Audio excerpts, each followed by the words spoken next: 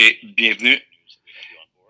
C'est bon de t'avoir ici dans cette nouvelle position. On a hâte de vous voir dans le futur aussi. Donc, Eric, c'est comme notre 25e webinaire. Wow, on arrête de compter. Puis on est tellement surpris lorsque Laurie a dit cela. Je me souvenais le premier.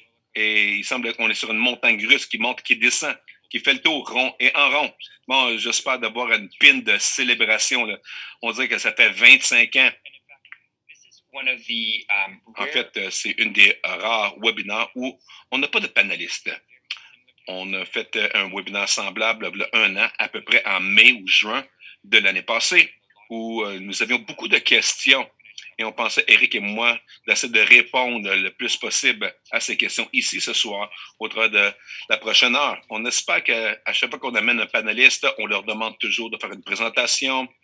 On leur demande 10 minutes, et ça prend 15 à 20 et ça mange dans notre temps de questions-réponses après le tout. Donc, on pensait aujourd'hui, ce serait spécial de mettre le focus, de répondre à ces questions, de reconnaître que le monde et tous les éléments de COVID-19 et de MII, on va essayer de se donner le mieux qu'on peut.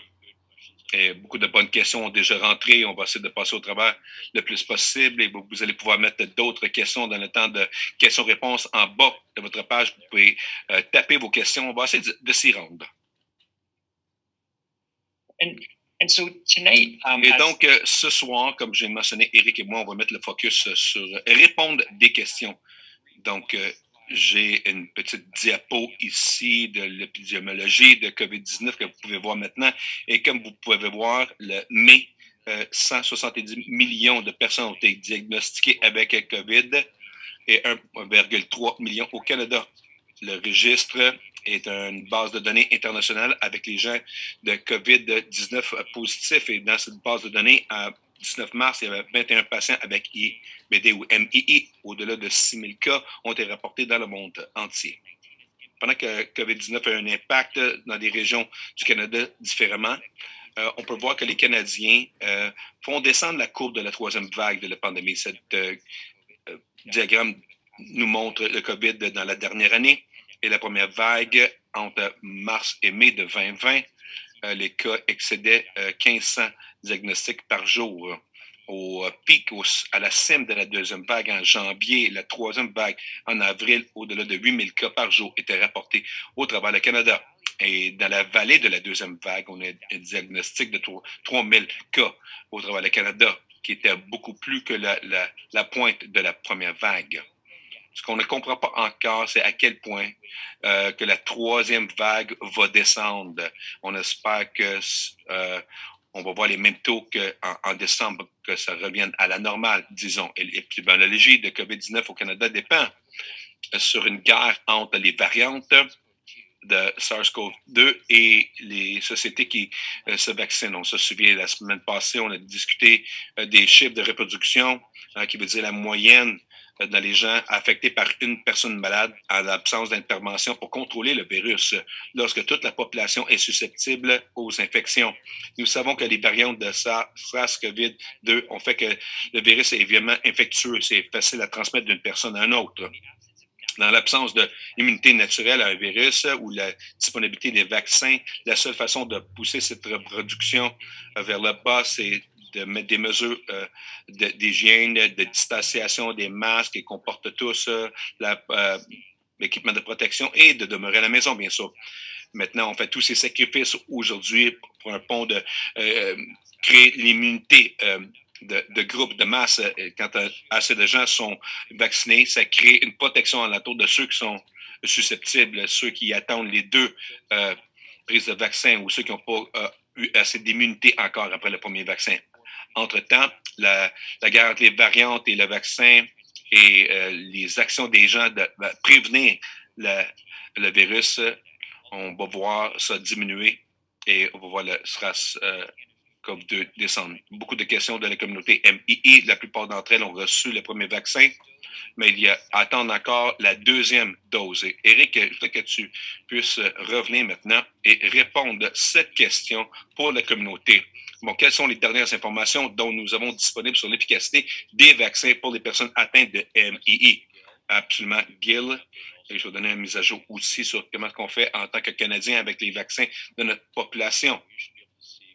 Donc, vous devriez voir maintenant ma page et c'est un petit peu une mise à jour pour aujourd'hui. Donc, j'ai démontré la même diapo de le mois passé. Et en fait, nos proportions de patients le dernier mois qui avaient reçu au Canada, reçu un vaccin, c'était 30 %. Ce mois-ci, c'est 53 %.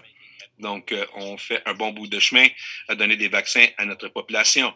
Et donc, de plus en plus de gens au Canada ont eu au moins une dose, que même aux États-Unis, qui est fantastique.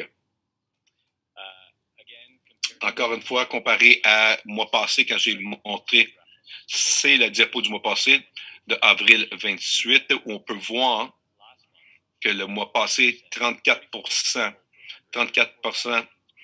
vaccins par 100 personnes au Canada étaient administrés. Et donc, on pousse maintenant à ce mois-ci. Et en fait, on est à 58 vaccins administrés par 100 personnes. Donc, il y a des gens qui ont reçu les 2 vaccins, bien sûr, et d'autres une seule, mais on voit qu'on est en avant de l'Europe, l'Union européenne et devant, on est derrière d'autres pays qui ont avancé, mais on fait un bon bout de chemin nous aussi pour se rattraper. C'est une bonne chose. Lorsqu'on regarde le nombre de vaccins qui sont administrés tous les jours par 100 personnes, on est devant le Royaume-Uni, les États-Unis et Israël. Et donc, Israël a plus de population de vaccinés comme les États-Unis, mais on est à peu près le double, administré le double de vaccins que les États-Unis.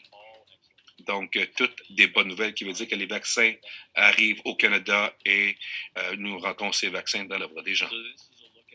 Donc, ça, c'est les proportions des gens qui ont été vaccinés à compter d'aujourd'hui.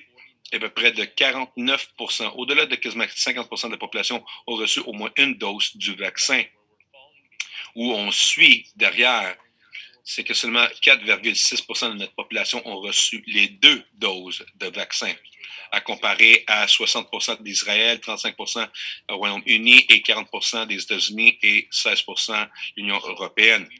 Donc, vraiment, on a mis la priorité de donner autant de vaccins à autant de gens que possible dans la première dose au détriment de donner les 2 doses des vaccins. Et je crois en général qu'on peut dire que cette stratégie a fonctionné. Et certainement, comme Gil l'a démontré plus tôt, on fait descendre la courbe à ce point-ci et c'est dû au fait des vaccins. Ce qui est plus important aussi, c'est qu'on réduit les temps d'hospitalisation et d'admission à l'urgence. Et ça réduit la sévérité de la maladie. Maintenant, on va voir dans les prochaines semaines une concentration vers avoir une deuxième dose dans le bras des gens. On espère, incluant les gens qui sont immunosupprimés et qui ont un risque du COVID malgré qu'ils ont eu un vaccin. Et ça m'amène. Premièrement, on passe au travers de ça, les 4 vaccins qui sont disponibles au Canada présentement, approuvés par Santé Canada. Comme vous le savez, on n'a pas administré encore du Johnson & Johnson ou Janssen une dose encore. Il y a un problème de contrôle de qualité. Celles qu'on a reçues sont là dans des congélateurs évalués par Santé Canada, AstraZeneca. La plupart des provinces, je dirais, n'administrent pas la première dose d'AstraZeneca à cause des caillots de sang dans la première dose et à cause qu'on a beaucoup plus de Pfizer et Moderna de disponibles. Beaucoup de provinces vont administrer AstraZeneca comme deuxième dose dans les gens qui ont eu AstraZeneca comme la première dose parce que le risque de caillots de sang est dans la gamme de 1 à 600 000 et 1 dans 1 million. Si vous n'avez pas eu un caillot de sang après la première dose. Donc, on va avoir plus de gens qui vont recevoir la deuxième dose d'AstraZeneca. Si vous avez eu la première dose, vous pouvez qualifier pour ça. Maintenant, Pfizer et Moderna sont les 2 sources primaires de vaccination que nous donnons au Canada. Et on devrait noter que tout récemment, les enfants ou les enfants plus adolescents reçoivent le Pfizer 12 ans en montant, approuvé par Santé Canada. Et on vient d'apprendre, il y a quelques jours, que Moderna va relâcher les résultats de leurs essais. Leur essai clinique démontre que Moderna fonctionne des enfants de 12 ans et plus et sécuritaire pour les enfants de 12 ans et plus. Et donc, on va s'attendre que les enfants vont se qualifier pour ça aussi. Les enfants plus jeunes, les essais sont encore à l'essai. On n'a pas les résultats encore. Donc, Santé Canada n'a pas approuvé une ou l'autre de ces vaccins pour les enfants en bas de 12 ans. Donc, encore une fois, si vous voulez apprendre plus sur nos recommandations de vaccins et comme contre COVID Canada, COVID-19, IBD, MII, les tests, vous pouvez voir ici qu'il y a un code de QR ici, prendre notre photo, le scanner présentement, immédiatement sur le téléphone, mais de façon générale, discuter avec vos médecins et vos médecins de MII, mais en général, on recommande les vaccins de COVID-19 pour tout le monde avec MII. Possiblement que vous êtes éligible aux vaccins aux priorités d'accès, pas parce que vous avez MII, mais à cause d'autres choses. Vous ne devriez pas être dépriorisé parce que vous avez MII. Pas de discrimination contre vous qui avez le MII. Vous devez le recevoir lorsque vous vous qualifiez pour le recevoir. Et quel vaccin est recommandé? Vraiment, la recommandation que nous donnons, semblable à tous les spécialistes, c'est le premier vaccin qui est disponible, vous devriez le prendre. Si vous qualifiez pour une deuxième dose d'AstraZeneca, n'attendez pas pour Pfizer, Moderna. Allez prendre la deuxième dose d'AstraZeneca pour être complètement protégé autant que possible. Si vous qualifiez pour Pfizer, Moderna, encore une fois, aussitôt que vous le pouvez, ça va sauver des vies. Le dernier mois, nous avions Charlie Lee du Royaume-Uni qui présentait les études de MII qui montré qu'on est concerné qu'après une dose du vaccin, que ce soit AstraZeneca ou mRNA, Moderna, les gens avec MII ne sont pas complètement protégés après une dose et possiblement pas protégés du tout après une dose. Mais ils vont monter vers la deuxième dose après la deuxième dose. Vous pouvez voir qu'il y a une clip sur YouTube avec les résultats de la clarté. Vous allez dans ce code QR, ça va vous amener directement à vos vidéos YouTube, une vidéo de 6-7 minutes sur les résultats de Clarity IBD. Basé sur Clarity IBD, contre COVID Canada ici ont demandé et ont recommandé que les patients MII sont sur les immunosuppresseurs, methotrexate, anti-TNF, thérapie Fleximab, Adalimumab et d'autres biologiques qui puissent avoir une priorité pour la deuxième dose et que ça devrait être sur l'étiquette 2-3 semaines après la première dose. Malheureusement, ça n'a pas eu lieu encore et la plupart des ministères de santé n'ont pas inclus les médicaments de MII pour la deuxième dose en priorité. Donc, la plupart des gens se qualifient pour la deuxième dose entre 12 et 16 semaines après la première dose. Maintenant, cette étude a sorti très récemment, le 12 mai, Gastroentérologie, et je veux faire la revue de ces études à la lumière de cette deuxième dose, que les patients de IBD ne sont pas complètement immunisés après la première dose. Donc, c'est vraiment une étude que les vétérans Health Administration, une grande base de données, regarder les gens avec MII, de se souvenir que les gens dans l'administration des vétérans de cette base de données, ce sont des vétérans et leurs familles et qui sont traités par les hôpitaux de vétérans aux États-Unis. Donc, ce n'est pas une population typique, c'est pas une population typique du MII. L'âge moyen, c'était 68 ans, donc ils étaient plus vieux et 92% des gens dans l'étude étaient des hommes. Donc, pas beaucoup de femmes à cause de la distribution du genre dans les forces militaires. Il aurait pu être sur n'importe quel médicament MII, plus de la moitié était sur, plus de la moitié n'était pas immunosuppressé, mais 30% étaient sur des biologiques et de ces 30% qui étaient sur les biologiques, 6 ou 7% étaient Vizolodomate ou Altévio et pas en tant qu'immunosuppresseur, mais le reste était sur l'anti-TNF et Fleximab Adalimumab. Ils ont regardé si les patients étaient complètement vaccinés et leur taux d'infection après cela. Et les taux, c'était partiellement vaccinés. Ils ont seulement eu une dose. Donc, complètement vaccinés voulait dire qu'ils ont regardé les taux d'infection 16 jours après la deuxième vaccin. Donc, quels sont les résultats? Vous pouvez voir ici à comparer aux gens non vaccinés. Il n'y avait pas beaucoup d'infections dans les gens vaccinés. Seulement à peu près 10 dans le groupe Pfizer et 11 dans Moderna. Ceux qui ont eu le Moderna. Il apparaît qu'il y avait le plus bas taux d'infection lorsque vous regardez les pourcentages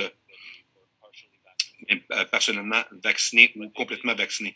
Mais ils ont fait une multivariable régression d'analyse possible de contrôler autant que possible les variables confondants qui pourraient influencer les résultats qui faisaient que les gens qui étaient vaccinés différents de ceux qui n'étaient pas vaccinés.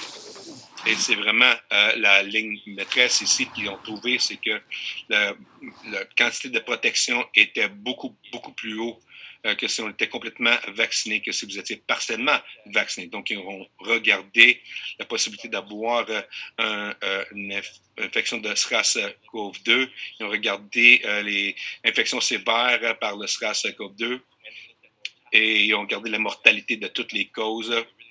Ils ont vraiment regardé toutes les causes de mortalité en fait compte, pas nécessairement être obligé de mourir par COVID, mais à n'importe quel point après avoir reçu le vaccin. On voit qu'en général, vaccinés partiellement n'étaient pas aussi protégés que ceux qui étaient complètement vaccinés. Ensuite, ils ont séparé ça en groupes de gens qui sont décédés de COVID et ceux qui n'étaient pas la cause de décès, qui étaient passés dans le prochain groupe du groupe partiellement vacciné, pardon.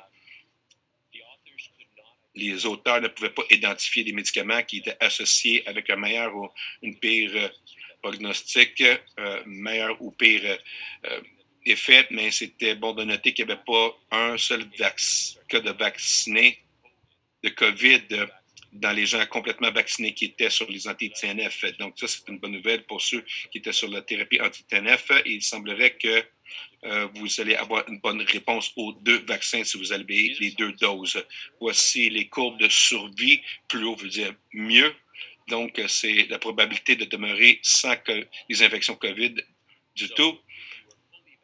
Si vous êtes complètement vacciné dans le temps, votre probabilité de ne pas avoir une infection était dans la possibilité de 99,5%. Mais vous pouvez voir que vacciner partiellement avait la même possibilité d'avoir une infection COVID que les gens non vaccinés. Donc, il n'y avait pas beaucoup de différence.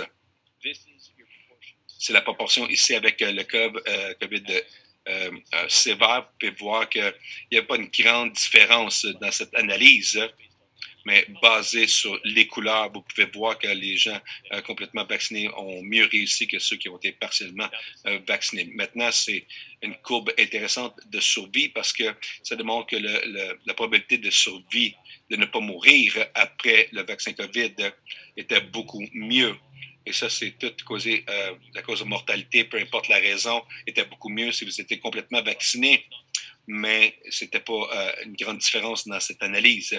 Mais vous pouvez voir les courbes, que ça ressemble à ceux qui sont partiellement vaccinés, un plus haut taux de mortalité que ceux qui ne sont pas vaccinés. Donc, il semblerait qu'il y ait des explications qui ne sont pas claires encore parce que c'est pas tout à fait clair.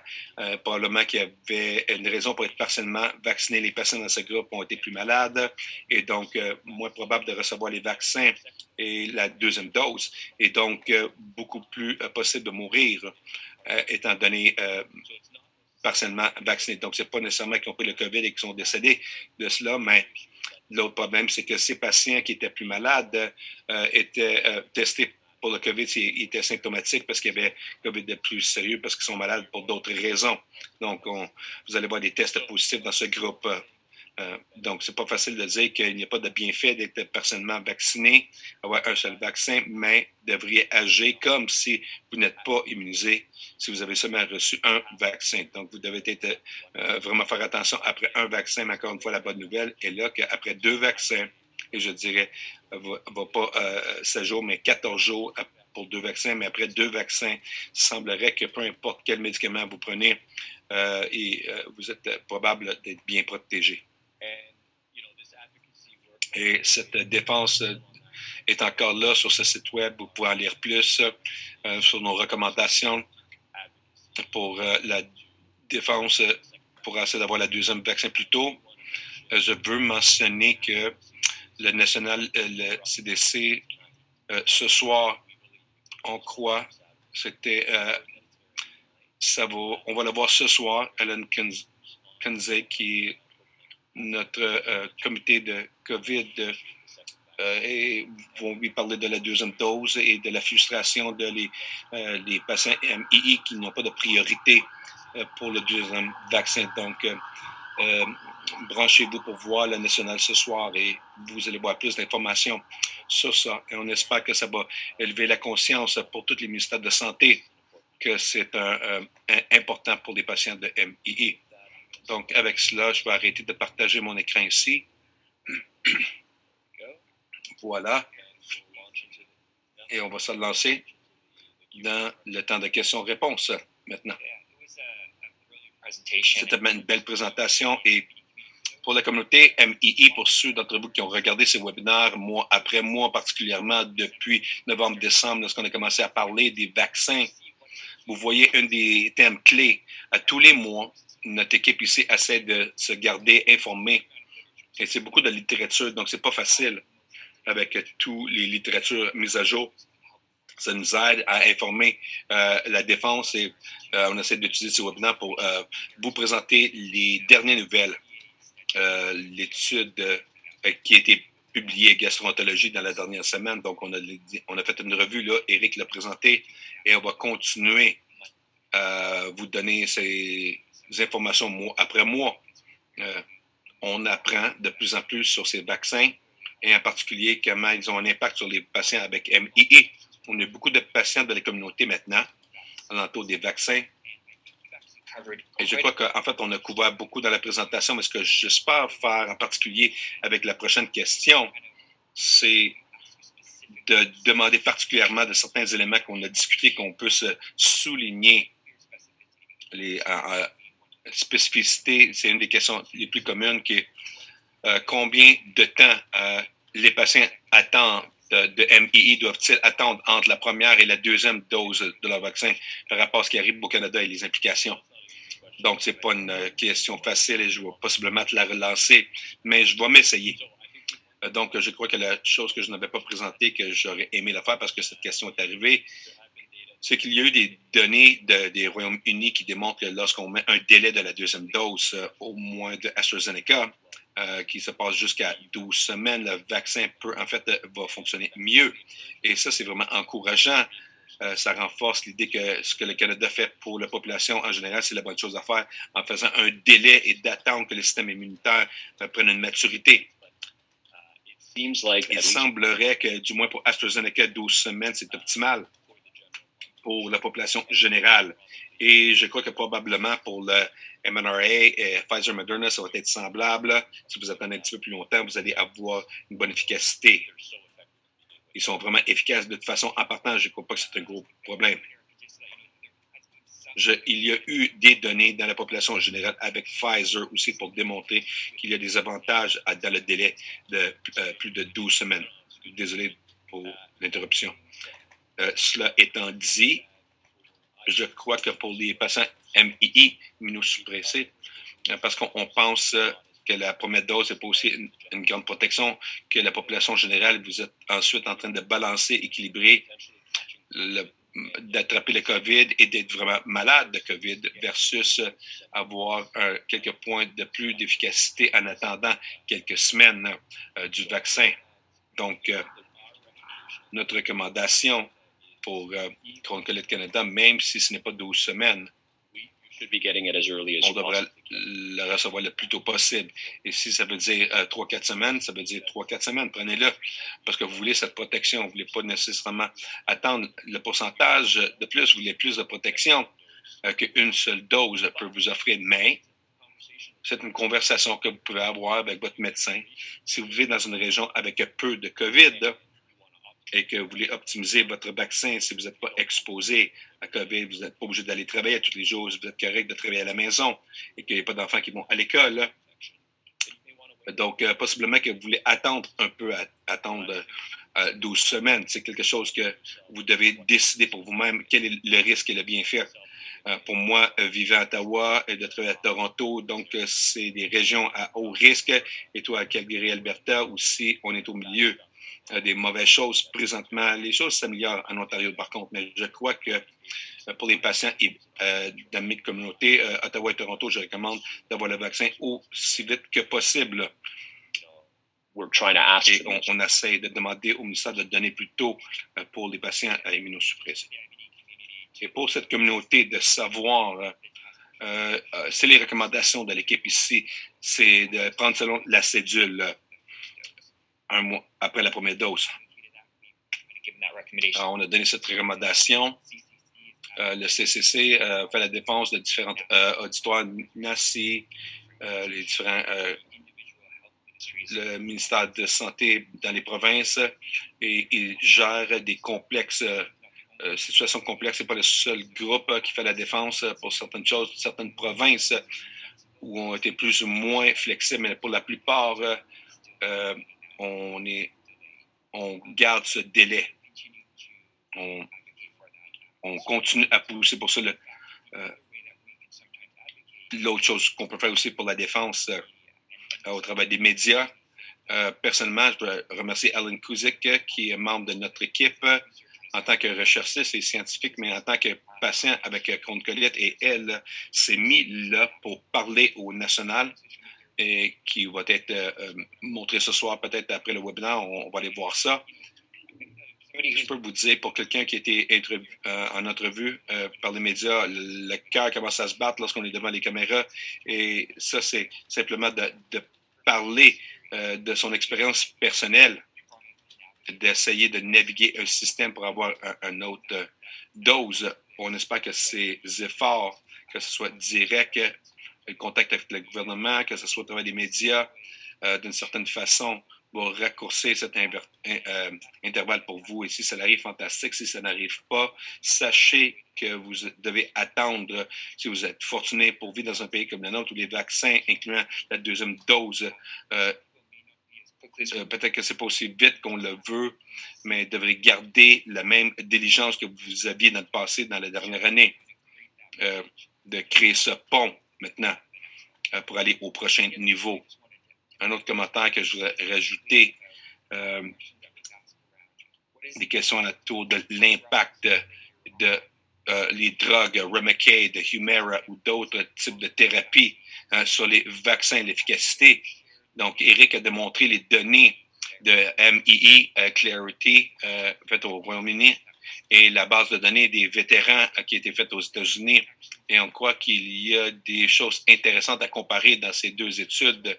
Premièrement, aux États-Unis, la plupart des gens, MII ou non, reçoivent la première et deuxième dose à date. Et donc, si tu avais la deuxième dose après ce mois-là, comme Eric a mentionné dans sa présentation, il y a un facteur incluant que les gens attendent et ils ont un délai pour avoir la deuxième dose, mais ils ne sont pas là pour faire le choix personnel d'arriver et d'être cédulés immédiatement.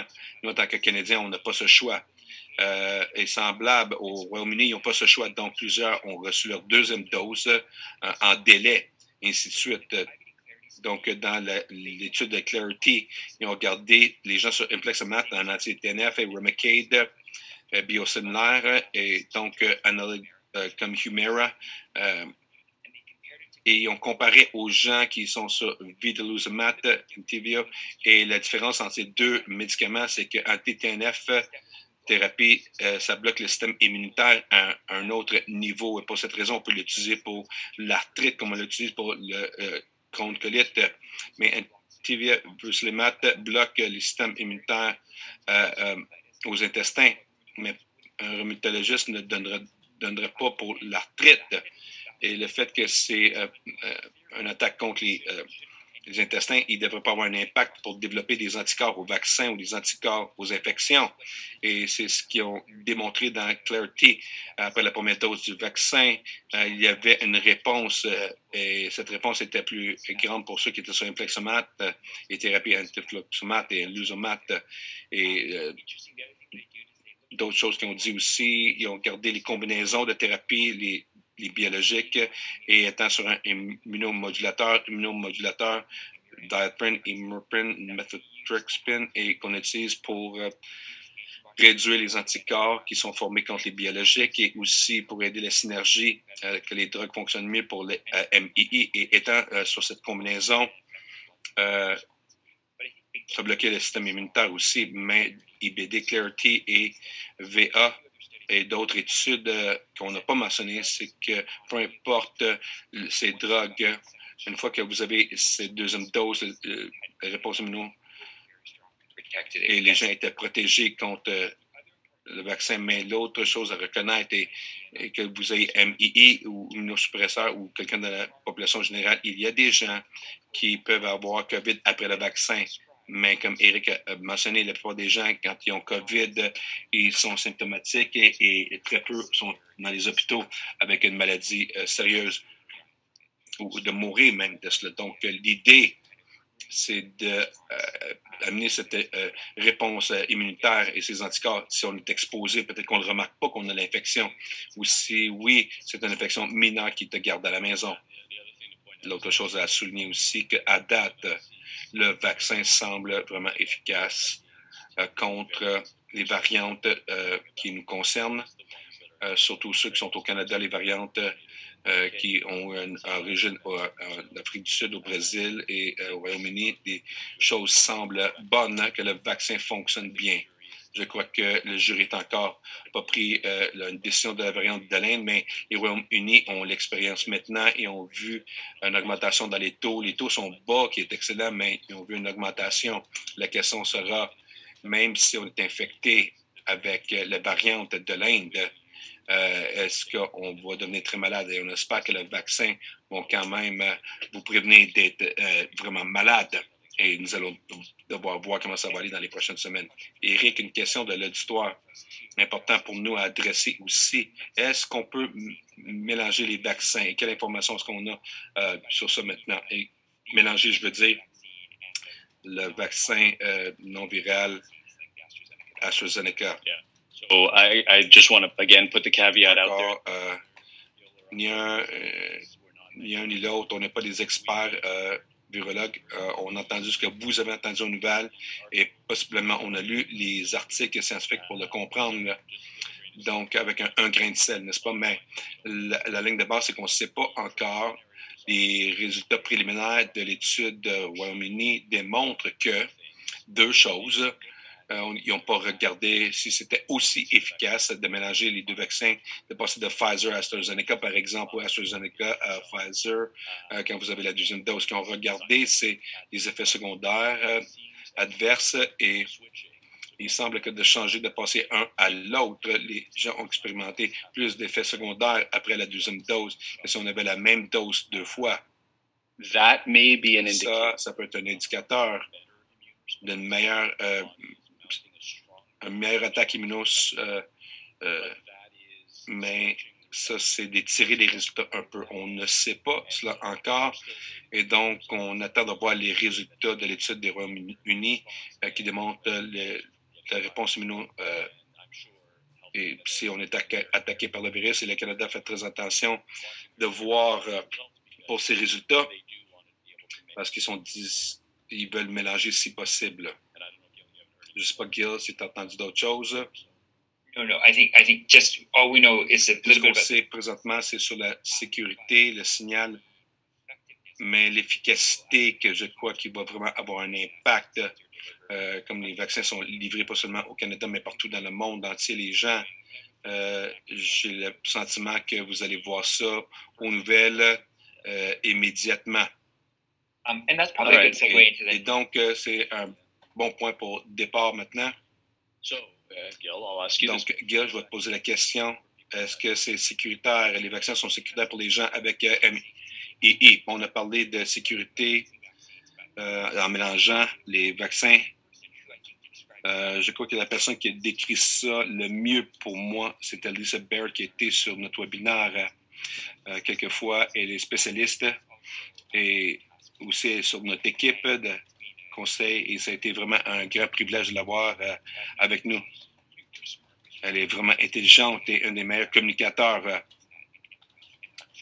que j'ai rencontré dans notre champ d'activité. Et la façon qu'elle le décrit, la sécurité, c'est comme un risque immédiat relié pour des choses inattendues, les effets à long terme. Et la plupart des gens vont décrire après la première dose que leur bras est douloureux et qu'ils peuvent développer d'autres types de symptômes systémiques. Ça a l'air du malaise, des mal de tête, de se sentir mal. Et souvent, ces types de symptômes, lorsqu'on a la deuxième dose, en fait, sont encore plus élevés. Encore, elle le décrit que c'est votre corps qui réagit au vaccin. pour générer les anticorps. Et quand on y pense, lorsque vous avez une infection virale et que vous êtes infecté, donc pas un vaccin, mais une vraie infection, les symptômes que vous allez en tant qu'infection, c'est la fièvre, le nez qui coule, les choses, c'est pas le virus, c'est ton système immunitaire qui combat le virus. Donc, ces sentiments que les gens rapportent après la première dose et surtout après la deuxième dose du vaccin, la façon que je vois ça, c'est que ton corps se prépare pour faire des anticorps. Et donc, de se sentir un peu mal, c'est un bon signe que, en fait, vous êtes en train de générer des anticorps. Et donc, la deuxième question que je demande pour la sécurité, c'est quelque chose unique dans le vaccin qui fait que les patients avec l'inflammation des intestins et dans les études randomisées, toutes les études randomisées ont seulement eu des gens qui étaient en santé. Il n'y avait pas personne qui avait le IBD ou des problèmes immuno. Ils ont testé 100 000 personnes et n'ont vu aucun résultat inattendu ou des signes de sécurité. Bon, ça a été administré à des milliers de personnes partout dans le monde entier et beaucoup de registres. Et je crois que je lisais, je ne crois pas qu'il y a un seul médicament ou drogue qui a été administré aussi largement que cette collection de vaccins, non seulement en termes d'être administré au large, mais scruté à la loupe et ce détail de scruter, de voir les événements. Eric a parlé souvent de les vecteurs AstraZeneca et JJ est associé avec les taux de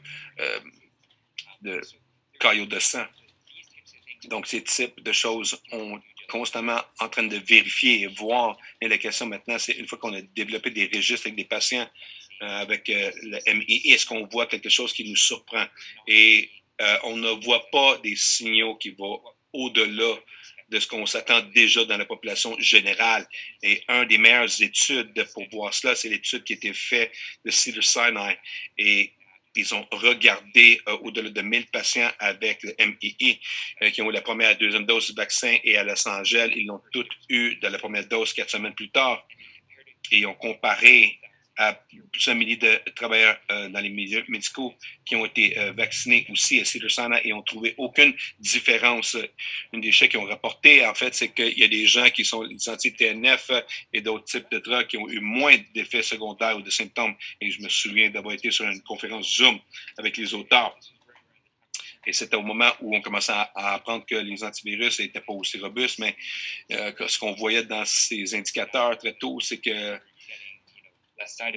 pas d'avoir moins d'effets secondaires, mais c'est des individus qui se déclaraient comme étant pas générés des anticorps après le premier vaccin.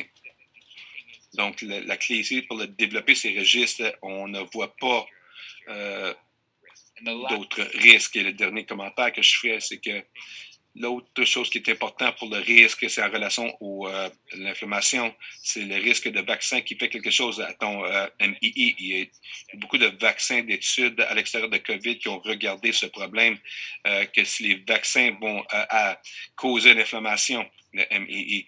Et il y a eu des études et on n'a jamais vu quelque chose où un vaccin va causer une inflammation. Mais on cherche avec ces vaccins COVID et à date, aucune des études ont démontré quoi que ce soit, ou un lien, ou un risque associé pour attaquer une inflammation. Et donc, le résumé, c'est que essentiellement, les risques sont semblables à la population générale et on ne voit pas de risque spécial pour ceux qui ont le MII ou ceux qui prennent une drogue de MII. Bon, il y a une question dans le chat ici que je veux adresser parce que ça m'a fait sourire parce qu'on me demandait est-ce qu'on a des trucs et astuces, comment gérer les effets secondaires parce que les gens ont plus d'effets secondaires après la deuxième dose que la première. Et je souris parce que lorsque ma fille a été vaccinée, elle a 16 ans, elle a été vaccinée avec sa première dose, elle a dit qu'elle a vu sur TikTok que si tu fais ça avec ton bras pendant des heures, que tu n'auras pas mal au bras. Donc, les enfants, il ne faut pas trouver tes avis médicaux sur TikTok. Il n'y a pas grand-chose que tu peux faire après la deuxième dose de toute façon. Peut-être que ça va aider avec les douleurs du bras, mais ça va faire que ton bras va être fatigué. Tu peux ignorer les effets secondaires. Moi, je recommande de regarder le hockey à journée longue. Donc, il n'y a pas grand-chose qu'on peut faire. Tout le monde a des réactions différentes à la deuxième dose. J'ai vu dans le dernier webinaire que les gens qui ont AstraZeneca, en fait, ont eu plus de réactions que la première dose. Et les mRNA vaccins, on doit anticiper qu'on va se sentir mal, peut-être des symptômes comme la grippe et de prendre du temps loin du travail. Et une des choses aussi, c'est que le vaccin qui est maintenant pour les enfants de 12 ans, et puis il y a beaucoup de questions venant de la communauté sur l'efficacité des vaccins pour les enfants, particulièrement ceux les enfants en bas de l'âge de 12 ans. Bon, on partage ces idées avec les différents médecins.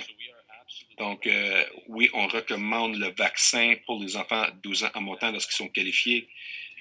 16 and up. Je crois qu'il y en a 16 et plus ont reçu le vaccin depuis un bon moment aux États-Unis puis en Israël sans effets secondaires, très semblables à les effets secondaires des adultes. Et pour 12 ans en montant, les essais semblent démontrer qu'il n'y a pas d'effets secondaires augmentés à comparer aux adultes, les effets secondaires que tout le monde a finalement. Bon.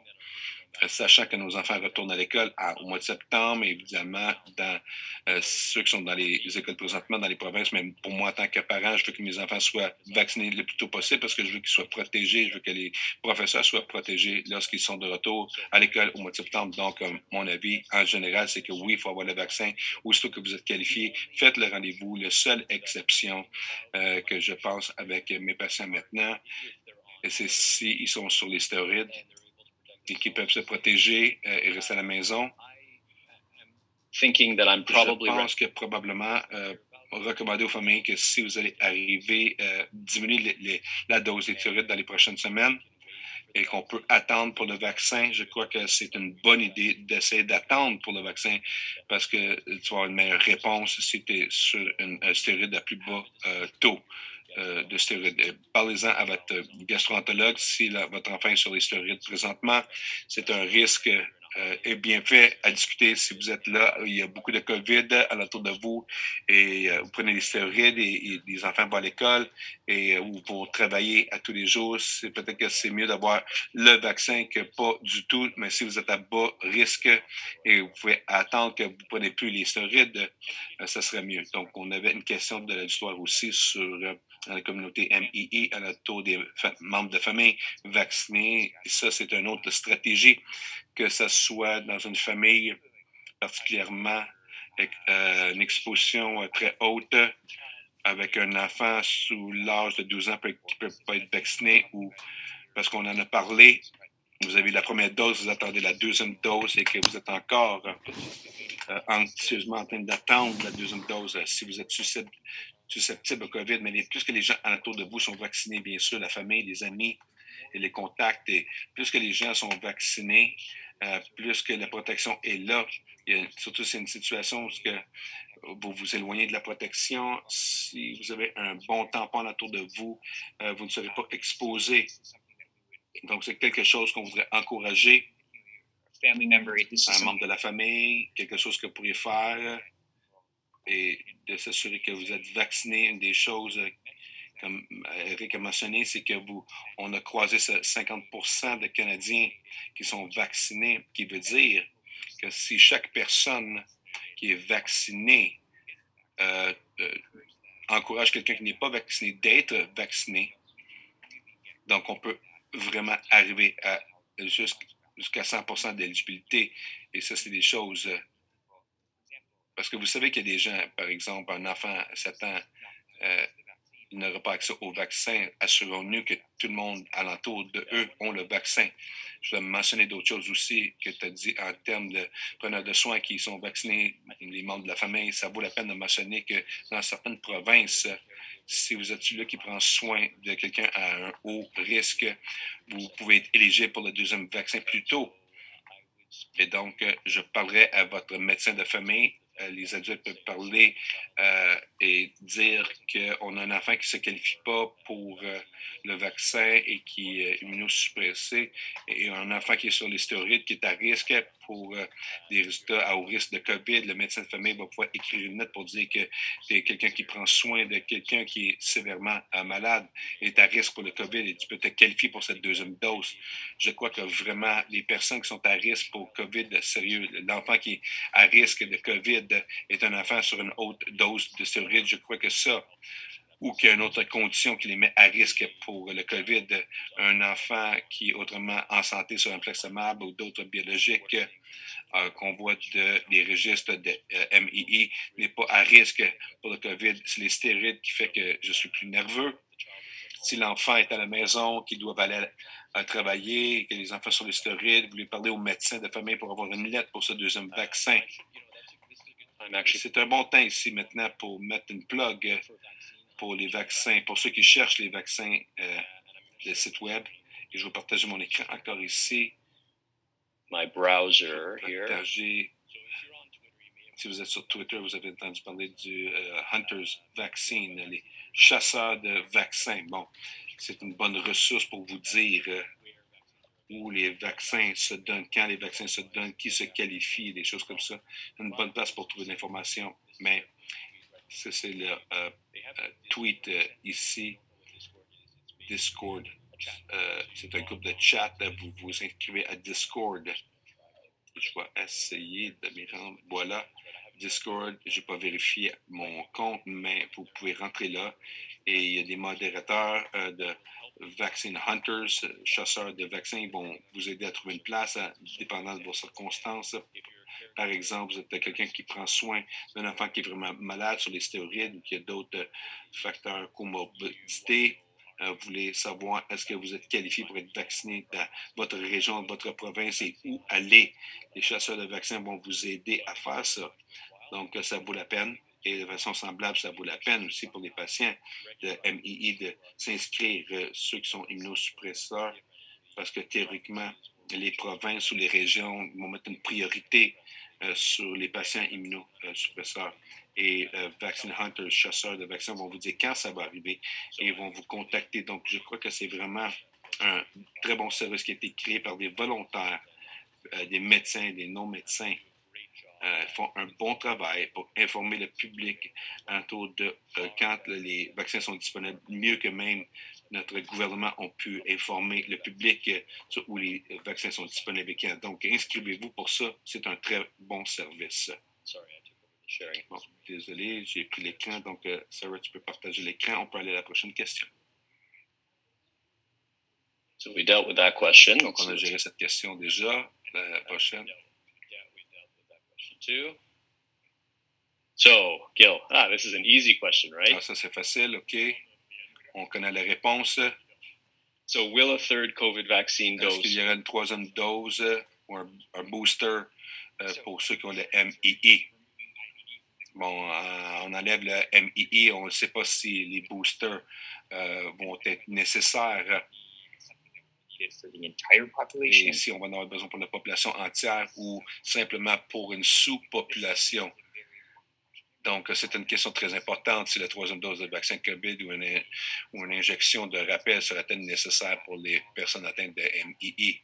Donc, on a des vaccins d'extra pour que ces vaccins puissent aller ailleurs dans le monde pour s'assurer que les populations partout puissent avoir accès aux vaccins. Mais aussi, ça nous met dans une position où on commence à penser à l'impact de les vaccins de rappel. Je sais que What about the indirect understanding that la compréhension directe et indirecte, bon, les anticorps, c'est quoi les anticorps? Qu'est-ce que ça veut dire après post-vaccin? Et il y a plusieurs études qui ont été publiées avec les réponses anticorps. IBD Clarity. On a regardé avec IBD Clarity, mais dans la population générale. Et maintenant, les gens regardent les réponses. Once you get the response, une fois que vous avez cette réponse, est-ce qu'elle demeure un mois plus tard, 2 mois plus tard, 6 mois plus tard? On n'a pas assez d'informations pour le savoir encore, mais une mesure indirecte, c'est ceux qui ont eu COVID. est infecté par SARS-CoV-2 et ont développé des anticorps, qu'est-ce qui arrive pour eux? Donc, il y a deux types d'anticorps à faire attention. La première anticorps, c'est les anticorps IgTT qui sont dans beaucoup de tests qui sont faits, ne sont pas nécessairement cliniquement relatifs, mais en tant que clinicien au Canada, même mesure si vous avez formé des anticorps au spike protein du virus ou si vous êtes testé pour le vaccin.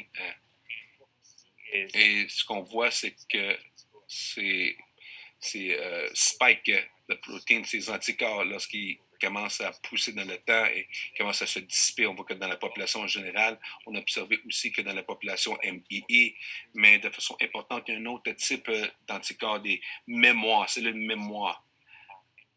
Et ça, c'est des cellules qui se souviennent du virus, ou se souviennent de l'anticorps ou le vaccin. Si vous êtes exposé au virus dans le futur, ils sont activés, ils attaquent. Un article a été publié que ces cellules mémoire, en fait, sont vraiment actives jusqu'à 1 an après avoir été infectées, 12 mois, dépendant sur la population. Donc, c'est vraiment prometteur pour la population générale que les gens vont avoir une réponse immuno. Peut-être, est-ce que ça va être une fois par année, une fois à tous les 5 ans? Et pour ceux qui sont vaccinés avec d'autres vaccins, vous pouvez voir qu'il y a des vaccins qu'on reçoit une fois, on n'a pas besoin de d'autres vaccins. Donc, la picote, disons, récemment, on a fait des rappels récemment, mais comme l'influenza ou la grippe saisonnière ou qu'on a besoin de continuer à faire à tous les ans. Donc, ça, c'est les études qui seront faites. Et je crois que, comme on explore la population MII, on va particulièrement devoir regarder les gens qui sont sur les drogues pour voir si des rappels de vaccins vont devoir être faits. Et c'est des études qui vont être faites. On ne les verra pas jusqu'à ce que tout le monde reçoive leur deuxième dose. Excellent, oui. Le jury n'a pas pris leur décision encore. Donc, Eric, on parle d'attendre pour la deuxième dose. Et tout le monde est frustré pour essayer de recevoir la deuxième dose, mais je crois que c'est quelque chose que dans les mois à venir, les gens vont recevoir la deuxième dose. Ce que ça veut dire, c'est que est-ce qu'on va enlever les masques? Quelle est la situation? On voit le CDC. Est-ce que c'est quelque chose de spécial qu'on doit considérer pour la population MII? Qu'est-ce qui va arriver? I think the answer is it Je crois que la réponse, c'est que ça dépend. Ça dépend sur plusieurs facteurs. Je crois que ça dépend, premièrement, c'est les taux dans la communauté. Par exemple, en tant que preneur de soins, je n'ai pas reçu mes 2 vaccins, mais je ne courais pas pour aller chez Costco sans mon masque parce que les taux sont encore trop hauts. Et malgré que je suis immunisé, il y a un petit risque que je peux l'attraper ou possiblement pas savoir que je le porte et que je l'amène à la maison ou l'amener à un de mes patients et qu'eux tombent malades. Donc, pour la vie revienne normale, les taux vont devoir être beaucoup plus bas. L'autre chose aussi, c'est que ça dépend sur les variantes, ces variantes génétiques et qu'est-ce qui arrive, comment ils peuvent échapper l'immunité du vaccin ou est-ce que le vaccin va les couvrir, est-ce que ça cause d'infection ou est-ce que ça nous donne la goutte au nez. Qu'est-ce qui arrive avec les variantes? Ce sera une autre question. La troisième question sera combien de gens alentour de nous, dans notre ville, dans notre communauté, sont immunisés, complètement immunisés. Plus de gens qui sont complètement immunisés alentour de vous, c'est là que vous allez avoir l'immunité de groupe, de masse, même si vous n'êtes pas complètement immunisé, ça ne dérange pas parce que toutes les autres forment cette protection alentour de vous et vous ne le passeront pas. Donc, la protection de groupe, c'est clé et on voit en Israël et aux États-Unis où, premièrement, la plupart des gens, la plupart des adultes sont immunisés et les taux diminuent en résultat de cela. Même les gens qui ne sont pas vaccinés sont protégés. Et deuxièmement, I actually don't know what my second point was going to be. Je ne me souviens plus du deuxième point maintenant, mais ce qui est important, c'est que, bon, surtout dans le cas des États-Unis, c'est qu'ils ont 50% des gens qui sont vaccinés mais ils ont eu comme 10% ou 15% de la population avait des infections naturelles et ça augmente le taux d'immunité. Donc, ce n'est pas juste 45%, c'est plus proche de 50 à 60% sont immunisés parce que c'était des taux hors contrôle. Au Canada, on n'a pas eu ça. On a un petit taux de gens qui ont des infections naturelles.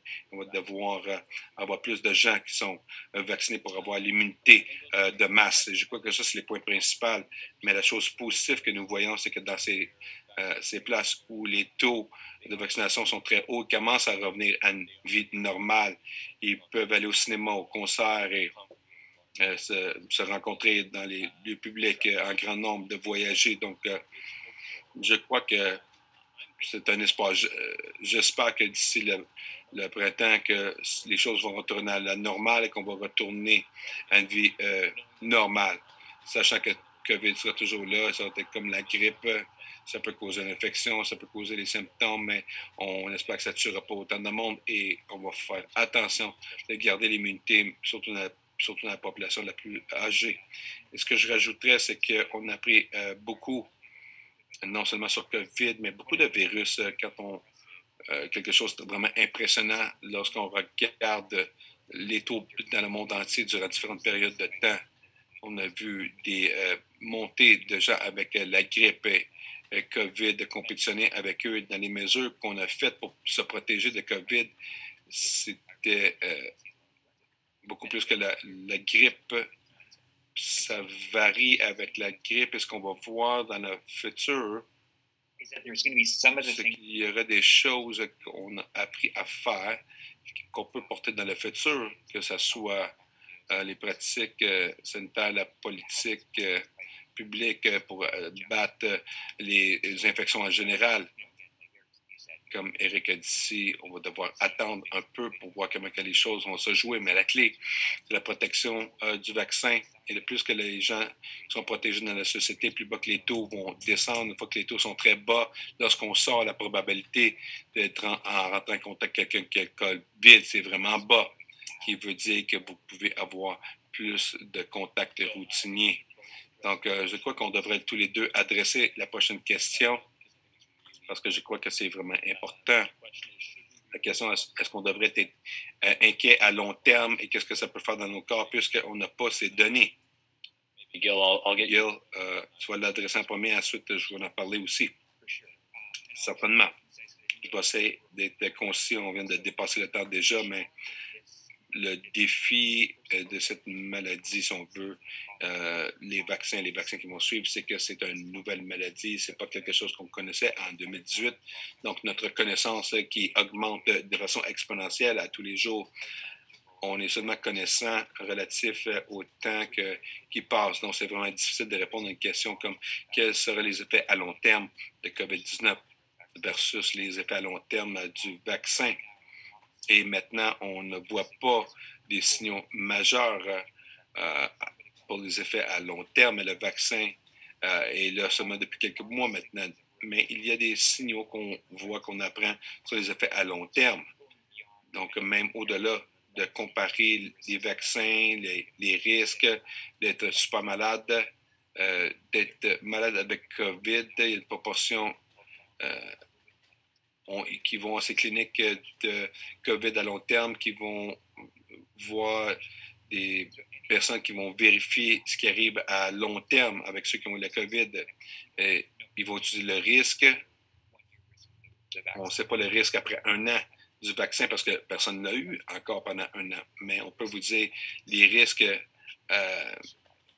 si vous survivez le COVID un an plus tard. Donc, tout ce que vous faites, vous devez pivoter les risques de ne pas être vacciné et d'avoir le COVID et de vraiment venir malade. Donc, le potentiel à long terme, on ne sait pas combien de temps ça va durer. Donc, c'est comme ça que j'équilibre les bienfaits et les risques. Oui, je suis d'accord, c'est pas juste les risques du vaccin, c'est l'équilibre entre les risques d'avoir le virus de mourir ou d'avoir des syndromes de COVID à long terme à comparer aux symptômes du vaccin. Donc, ça semble être des nouveaux vaccins. La différence dans ces vaccins c'est la façon dont on apporte triggers your immune la chose qui lance le système immunitaire, le mRNA. On livre ça dans les cellules produit la protéine spike ou un adenovirus vecteur pour l'amener dans la cellule, même processus. Ces types de vecteurs ont été utilisés dans d'autres conditions, que ce soit le cancer ou le vaccin. Ils ont été essayés pendant plusieurs années. Ce n'est pas une nouvelle technologie. Ça a été utilisé chez les animaux et il n'y a pas eu de problème majeur. Et dans la fin, la cause des mêmes effets secondaires que si vous auriez le COVID et c'est le produit dans votre corps le produit et votre système immunitaire crée une attaque aux anticorps pour ne pas être infecté encore. Donc, il n'y a pas de raison de penser que ça va agir de façon différente que d'avoir cause naturelle et d'être immuné de cette façon-là, mais ça semble être une réponse immuno. Et l'autre point, c'est qu'on a beaucoup de vaccins qui aussi livrent des réponses de protection immunitaire.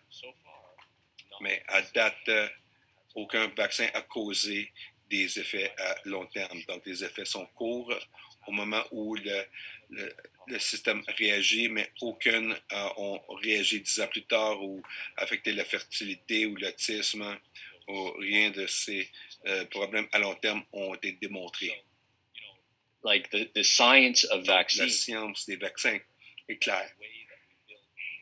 Through giving a vaccine doesn't la façon qu'on construit l'immunité ne cause pas de problème à long terme. Mais pour moi et ma famille, je présume, et pour mes patients, je présume que ce vaccin va fonctionner de façon semblable à d'autres vaccins. Et je suis l'équilibre de maladies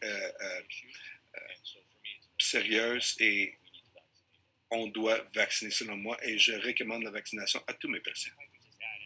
Et si je peux ajouter, j'apprécie ce que je veux dire, c'est une spéculation, il n'y a pas de preuve encore, mais je crois qu'on est sur la veille de nouvelles révolutions dans la médecine avec cette technologie de vaccins, de regarder la révolution des vaccins à plusieurs différentes maladies et de traiter des maladies qui ne sont pas infectieuses. Je crois qu'il n'y a pas eu cette quantité d'efforts, d'argent dans l'histoire de l'humanité. L'effet, une fois qu'on passe cette pandémie, qu'on mette le focus sur d'autres choses qui ne sont pas reliées au COVID, la technologie qui va sortir de ces plateformes, ce n'est pas la dernière fois que vous allez entendre parler de les thérapies à la base à mRNA ou thérapie vecteur aussi. On était au début, ça fait un moment qu'on les utilise, mais au début de cette technologie de virus, c'est pour traiter le cancer et tout ça. Donc, ça va devenir une façon commune de traiter les patients. So, lots of questions, I guess, about. Donc, il y a beaucoup de questions sur Stelara, Stacamab, et je ne suis pas sur le script ici, mais puisque c'est pas spécifique aux intestins, est-ce qu'on traite ça de la même façon des autres immunosuppresseurs? Le plus de données que nous avons est sur les anti-TNF, cette thérapie, parce que c'est commun, c'est prescrit pour le concolite. Et surtout quand on regarde des gens qui ont été vérifiés pendant plusieurs années maintenant, qui réussissent très bien dans leur thérapie. C'est incluant les études. On regarde infliximab. Et logistiquement parlant, on a dû prendre le sang de certaines personnes. C'était dans les cliniques d'infusion. Il y avait une infusion. C'était facile de tirer du sang qui était assez pour l'étude. Et donc, ça a été les deux meilleures études et les études plus récentes qui ont sorti par IBD Clarity avec des plus petits groupes de tests. On regardait d'autres drugs, Stelara, mesalmine et d'autres agents. Les nombres sont plus bas à cause que les groupes sont plus petits aussi. Et le nombre de personnes avec MI sur Stelara est plus bas que Humira et Remicade. Mais si vous regardez ces données qui sortent, il n'y a pas de signaux clairs que c'est différent de ce qu'on voit avec l'anti-TNF. La clé ici, c'est que si vous êtes sur un agent qui vient faire la suppression immunitaire, au moins durant le mai 2021, la prochaine fois qu'on va se voir, on va possiblement avoir d'autres informations, mais à compter d'aujourd'hui, l'impact est la même. Donc, pour traiter ce qu'on sait de Infliximab, c'est la même chose qu'on sait de Stelara, de reconnaître l'incertitude. Oui, d'accord. Donc, je vérifie rapidement pour voir s'il y a d'autres questions qu'on n'a pas répondu directement ou indirectement. Je ne vois pas rien de particulier. JAK inhibitors, Stelara, pas beaucoup d'informations sur JAK inhibitors. So we can't really directly answer that question. Pas vous avez une réponse sur ça encore. Sarah, d'autres questions qui sont arrivées maintenant avant de terminer? I mean, the only other question. La seule autre question qu'on a vue brièvement sur la diapo, une de nos questions en relation à is once everyone is vaccinated. quand tout le monde est vacciné, est-ce que COVID va être parti? Et la seule raison que je veux répondre à cette question, c'est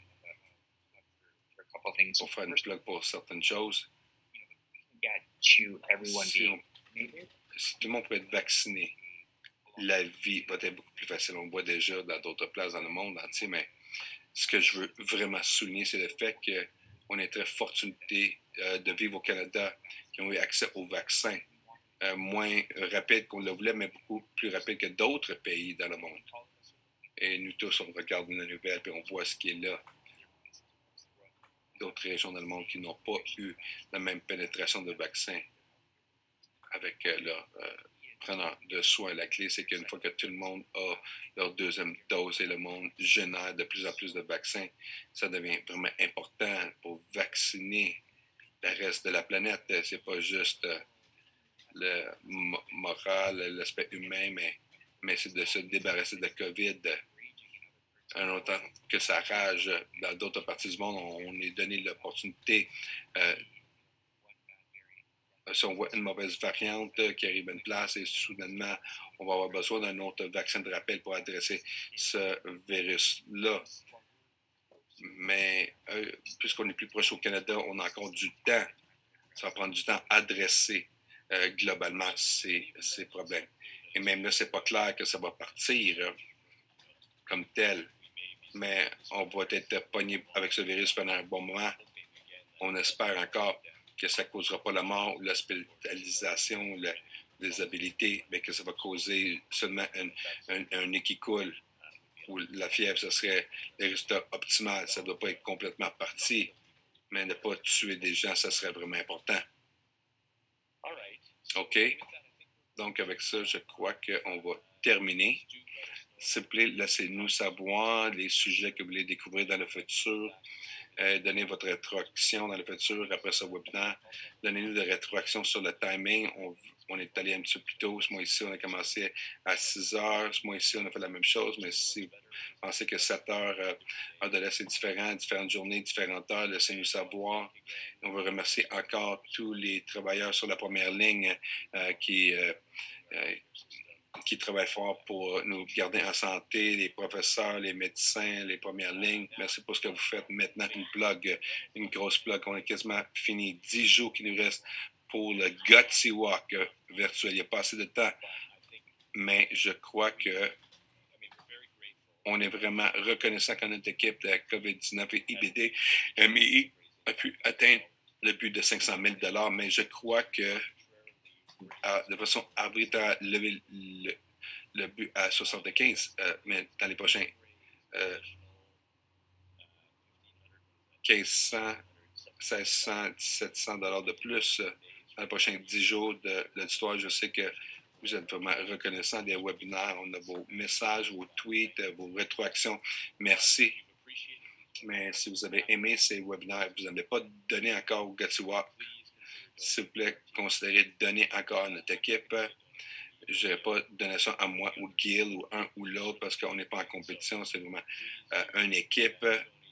donner à notre équipe Chronocolite Canada, lutter comme toutes les œuvres de charité, de ne pas pouvoir avoir des événements en personne, incluant un Gutsy Walk qui ne peut pas être en personne. Et je crois que c'est vraiment important qu'on puisse supporter Chronocolite Canada dans toute l'éducation, la recherche qu'ils ont fait et la défense qu'ils font en votre nom. Et donc, si vous avez apprécié ce webinaire et toute l'éducation que vous avez reçue dans la dernière année, donnez à Gutsy Walk et vous pouvez voir le code QR, c'est Guillez-moi. Ça, c'est Guillez-moi à une game de Blue Jays. On dirait que ça fait des décennies, mais ça fait pas si longtemps que ça. C'était avant COVID, bien sûr. Donc, 10 jours qui restent à donner. On va lever notre but à 7500, pardon. Et on espère que vous allez pouvoir tous contribuer. Et suivez Gutsy Canada sur Twitter, YouTube, Instagram, Facebook. Vous pouvez trouver toutes ces informations-là à chronocolite.ca et on apprécie votre présence et on a vraiment hâte de vous parler le mois prochain. Merci beaucoup. Restez en sécurité.